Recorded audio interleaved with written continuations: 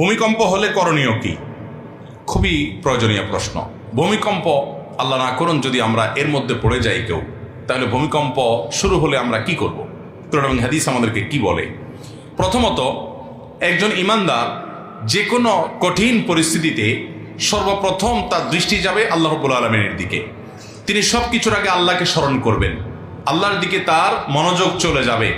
তিনি জিকির করবেন, আল্লাহ তাআলা স্মরণ করবেন এবং আল্লাহর কাছে দোয়া শুরু করবেন, তওবা করবেন, ইস্তেগফার করবেন, রোনাজারি করবেন, আল্লাহর কাছে পানা চাইবেন, কারণ এটাই হলো তার রক্ষার প্রধান এবং মূল জায়গা।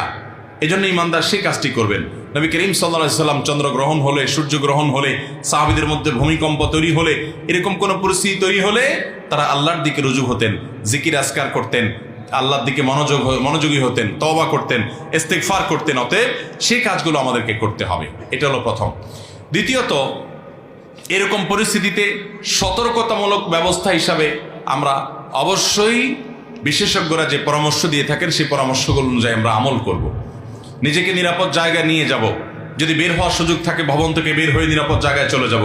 যদি ভবন থেকে বের হওয়ার রিস্কি হয় বা সে সুযোগ না থাকে, তাহলে অন্তত ওই যে বিমের আশেপাশে থাকা অথবা আপনার শক্ত কোনো খাট, চৌকি, টেবিল এগুলোর নিচে অবস্থান নেওয়া, আরও যে যে পরামর্শ এ বিষয়ে বিশেষজ্ঞরা দিয়ে থাকেন সেগুলো অবলম্বন করতে হবে।